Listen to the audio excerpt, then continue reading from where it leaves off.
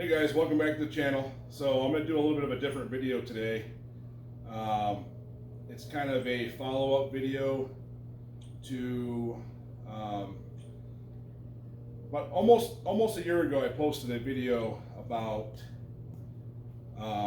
my Excursion, which is my tow rig, and some future plans that I had for it. I was starting to plan ahead to make the truck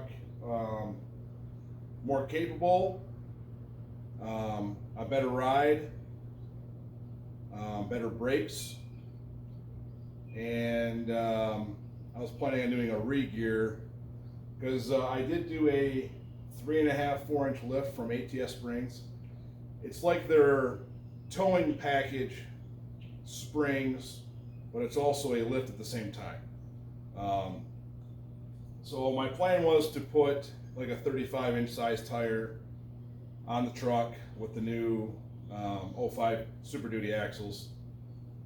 It's got 430 gears right now with the factory size tire.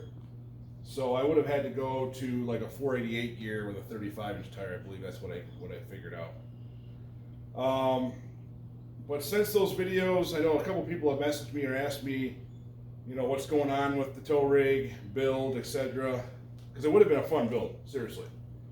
But after I got my 1-ton Explorer, my rock crawler trail truck done, got that thing weighed, and then factored in the weight of the 26-foot deck over trailer that we have, just those two combined were already pushing 10,600 pounds. And that's not counting tools and anything else I'm carrying on the truck or in the truck and trailer, or the payload of the Excursion. So I started thinking about stuff, and it wasn't going to end up making sense. For the amount of money it would cost to potentially make this a better tow rig, everything else like I just mentioned, you really aren't going to increase the actual towing capacity of the truck. I mean, you are and you're not.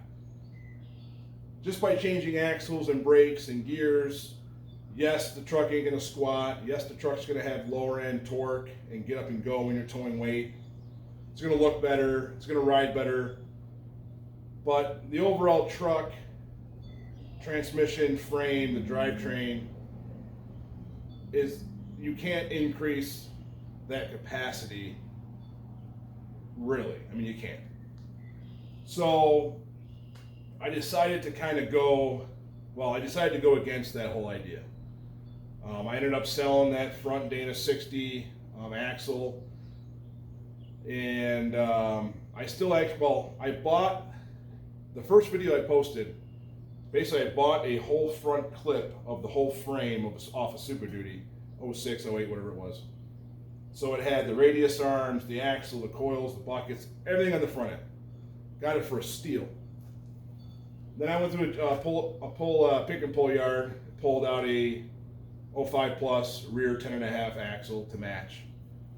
And I was like, yeah, I'm not going to end up using this stuff. So I hung on to everything for a long time. I'm like, I'm not going to use it. I'm not building nothing else. So I ended up selling just the actual axle housing for the same amount of money I bought that whole front clip for. So I have all the radius arm, steering gear, track bar, all the brackets, all the nuts and bolts from the actual Super Duty frame. So I have all that stuff still. I'm going to probably list that for sale as like a swap kit. Anyway, like I'm saying, I decided against it. Too much money. It's not really going to do much. I mean, if you think about all these the new vehicles since like 2011 and newer, 2012, all the trucks started having 6-speed automatic transmissions, and then they got 8-speed transmissions, and now the newest trucks are coming with 10-speed transmissions. And the motor size and displacements are going smaller. I mean, there's GM and Ford F-150s, 1500 trucks that now have like turbocharged 4-cylinder motors in them, and they're putting out just as much power as the 5.3 V8s basically. It's insane. And how they can do that is by transferring the power from the motor to the wheels with the transmission. Transmission is the key component of vehicles in general, and especially when you get into like the towing vehicles. When you have a 4-speed transmission, I guess technically a 3-speed when you're in tow haul mode.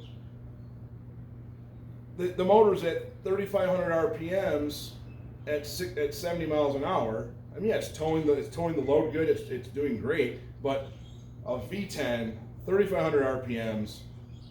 I mean, the gas is insane. The way I was kind of balancing the whole idea out is it didn't matter to me how much gas was costing with the truck, because I bought the truck for so cheap almost 6 years ago now. There's no payments on it. To buy a capable truck nowadays for $40,000, $50,000, $60,000, $80,000 for a new truck, that's insane.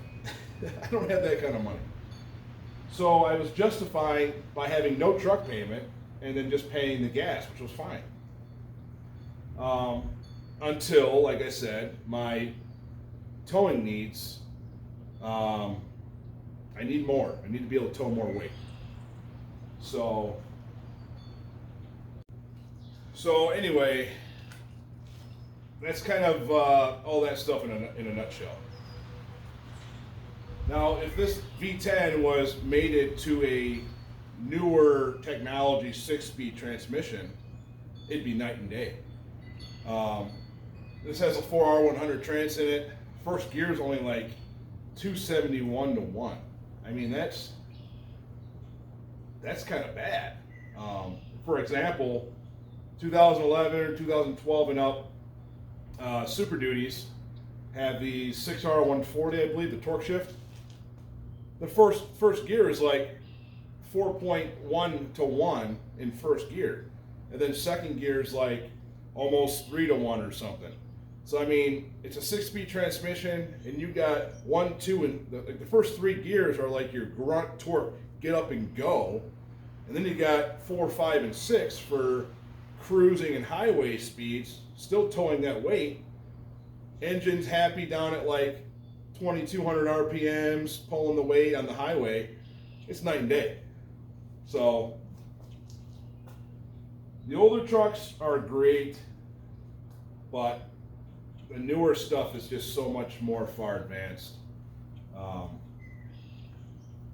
The only other things that I've really done to the truck, I mean, because the truck was our family tow rig, families inside, me, the wife, and the kids, I did go through, I mean, I've pretty much have changed everything there is to change on this truck.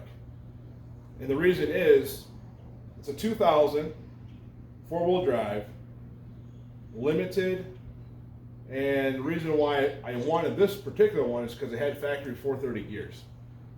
I knew the 430 gears were far superior than like a 373. I don't think 410s were an option in the Excursion. Don't quote me on that. But it sat for a long time. It only had 38,000 miles on it when I bought it 6 years ago. So it sat for a while. And it's like, oh, you know, low miles, that's awesome, that's cool. It is, but it's not, because things that sit just naturally rot and decay. You know, all the rubber hoses and brake lines, they just sit there, right? So I got the truck for a steal. Overall, crazy low mileage. But in those 6 years, I've done plugs, coils, thermostat, upper lower radiator, all the radiator hoses, all the brake hoses, calipers, rotors, pads, obviously, all the brake hard lines, all the fluids have been changed, front wheel bearings, rear wheel bearings, diff covers, all the steering, tie rod, drag link, track bar, everything's been changed. Alternator, starter. No, they didn't need to be changed at the time I changed them, but in the back of my mind, it's like, I can't be driving with the family in the truck, pulling the camper, which the camper's like a 37-foot travel trailer, being, 2-3 hours away from home, breaking down the side of the road. Like, I'm not into that. So the maintenance on this truck has been top notch. Everything that can be replaced has basically already been replaced. That's just the way I am. So other upgrades that I did to the truck to help towing, etc. So the Excursions, again, I think I read this, but it's been years. I don't think any of them came with a rear sway bar. So when we first got this, we still had a 25-foot travel trailer. And this thing was just swaying and body roll. So the first thing I read about was putting a Hellwig rear sway bar on it. And that was a drastic improvement. After that, I added Firestone, I believe, airbags to raise the back up. The suspension on an Excursion, the leaf spring rates are very soft, more or less for comfort, not good for towing. Just because it's a 3/4 ton, kind of based off a 250, it doesn't have the 250 suspension and stuff to it. So I swapped out all the leaf springs, all the hangers, everything related to leaf springs and the suspension with a full-blown kit from ATS Springs.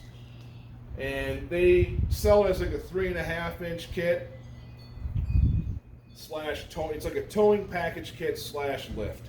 And that's what's on it. Super happy with it.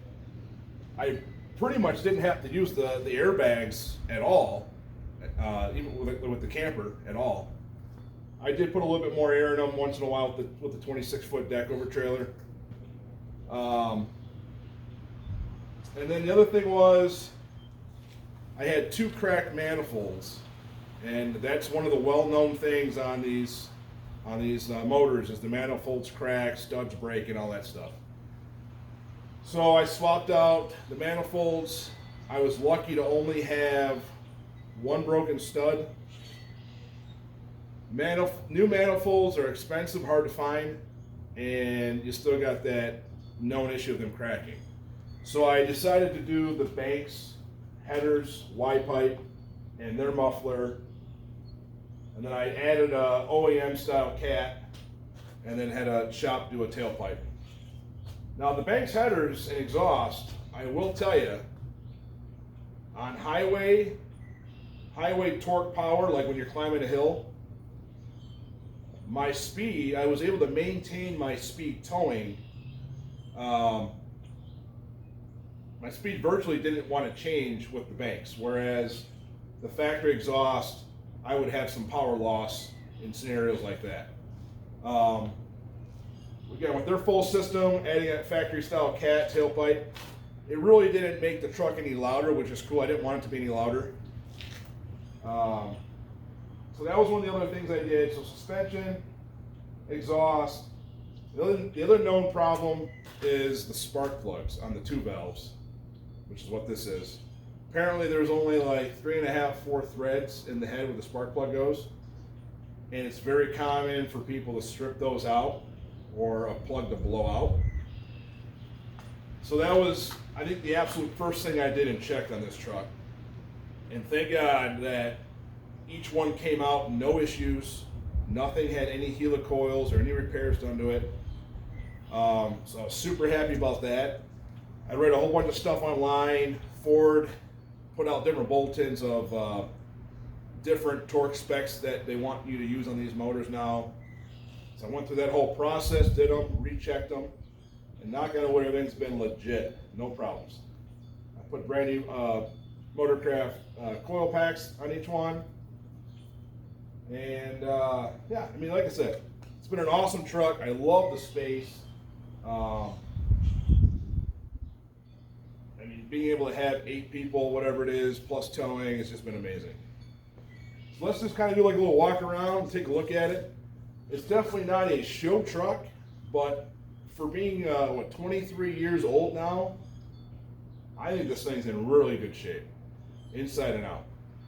I mean, there's some dings and stuff here and there. The driver's side passenger rear rocker,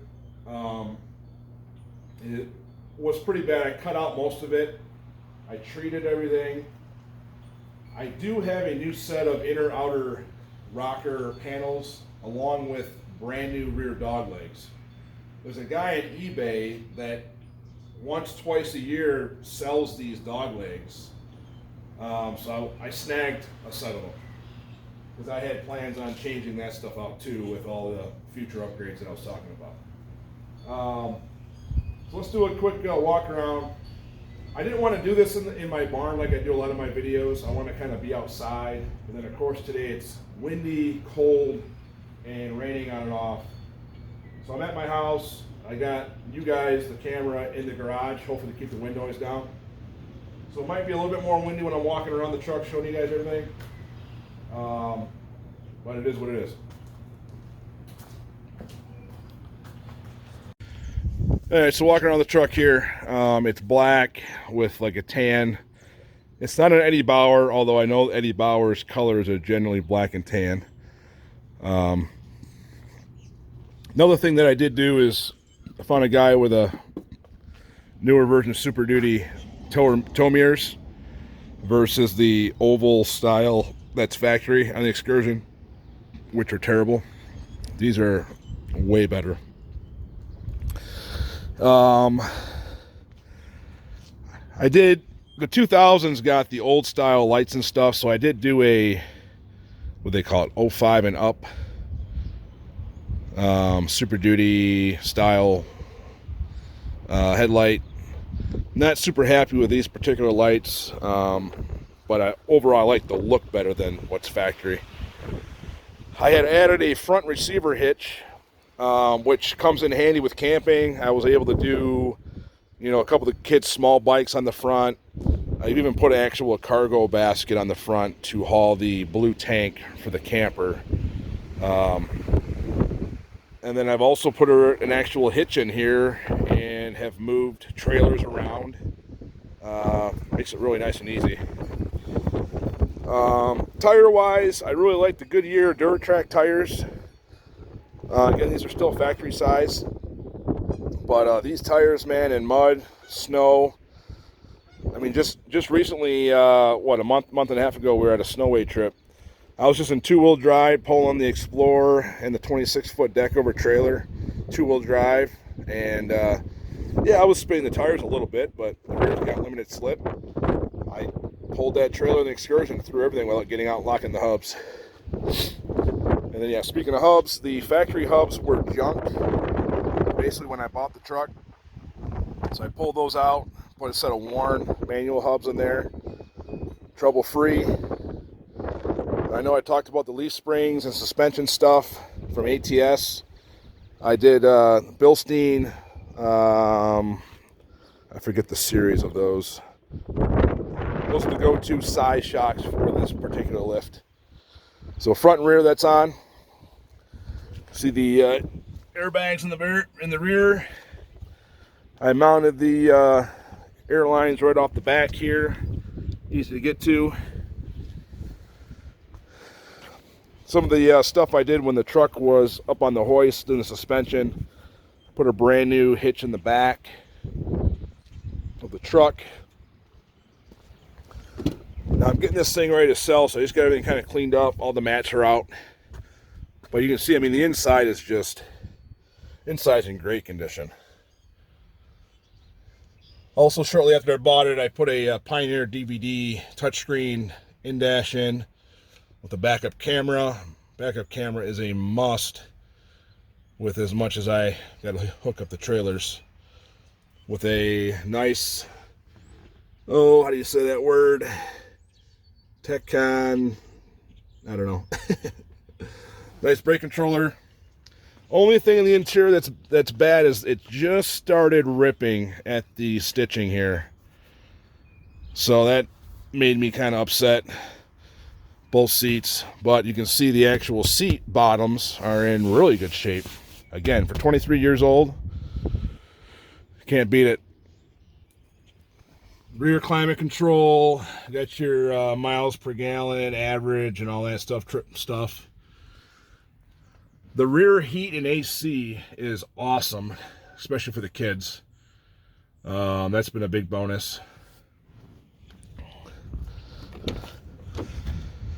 Again, the back seats, great shape. Headliner is spotless, basically.